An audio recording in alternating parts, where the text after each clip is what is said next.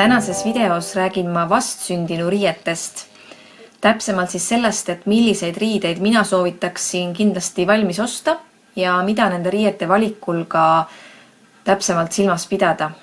Ma olen vastsündinu riiete teemal kirjutanud ka põhjaliku ja detailse blogipostituse, nii et kui sind see teema huvitab, siis loe kindlasti ka seda. Ma panen lingi selle video alla.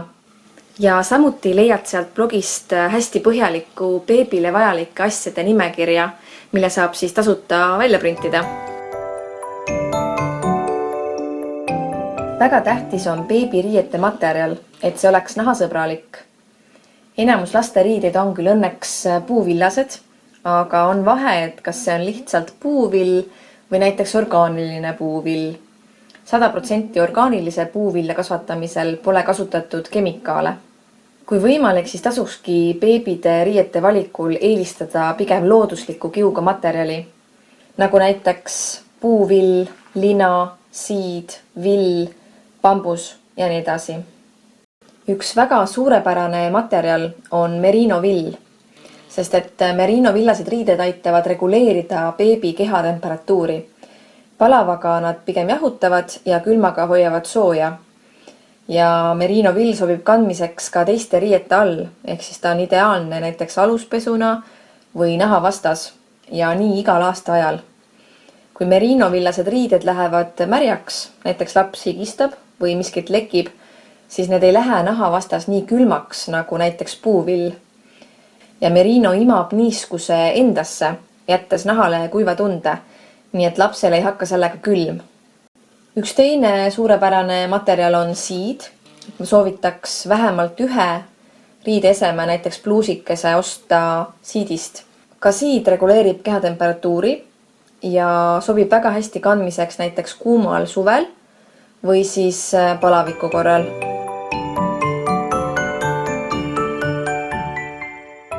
Osadel vastsündinute riietel on võimalik käeosad ja jalaosad sulgeda, ehk siis neil on nii-öelda peale keeratavad otsad.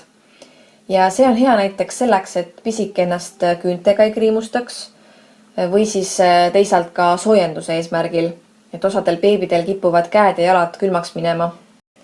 Ma soovitaksin beebile valida mugavalt selga pandavad riided, et need oleksid kas venivad või lihtsasti kinni pandavad. Trukid, lukk, nööbid, paelad.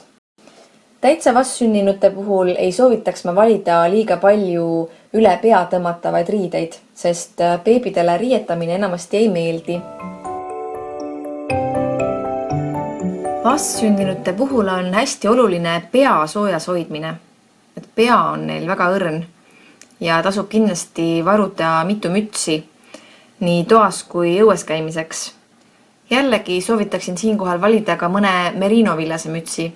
Videos on näha paltega kinni käivaid mütse, aga väga head on ka lõua alt trukiga käivad ja natuke venivamast materjalist mütsid. Kindlasti peab arvestama ka aastaajaga, et kui õues on ikka korralikud külmakraadid, siis võiks kasutada vastavaid mütse. Samuti peaks külmemal ajal arvestama, et ka kukal ja kael oleksid soojas, nii et väga head on ka tuukrimütsid. Näiteks võib alla panna õhema tuukrimütsi ja peale soojema pealismütsi või vastupidi, alla õhema tavalise mütsi ning peale sooja tuukrimütsi, et variante on mitmeid. Ja vastavalt aastaajale saab valida ka kindad. Leidub kombinesoone, millel on kinda osad juba küljes, aga kui kindad on eraldi, siis on väga tänuväärne, kui neil on ka nii-öelda pingutuspael ehk reguleerimispael olemas.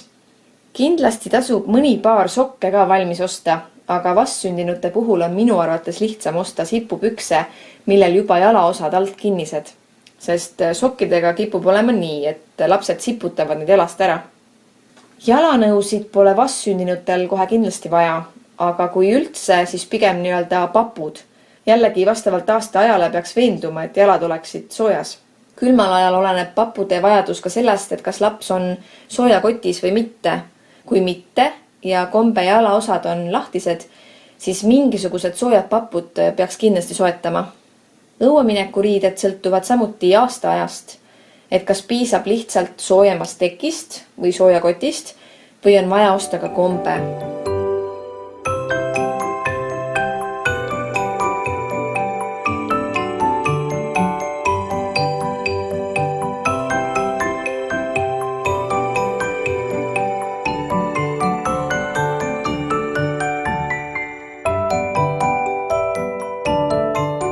väga tänuväärsed on sellised riided, mis pole mitte ainult ühes konkreetses suuruses, vaid neid saab kasutada mitu suurust järjest. Sellistel riietel on sageli nii-öelda pikendatud käe- ja jalaosad ja rohkem trukke. Kui esialgu on riietus lapsele veidi suur, siis keeratakse käised üles ja kui laps kasvab pikemaks, saab nad siis jälle alla keerata ja riideeset edasi kasutada. Põhjalikku beebiasjade nimekirja leiad sa minu blogist, mille lingi lisan selle video alla. Nii et tutvu kindlasti ka sellega.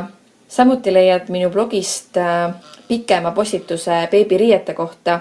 Seal ma olen siis põhjalikult seda teemat käsitlenud, nii et ka selle lingi ma panen selle video alla.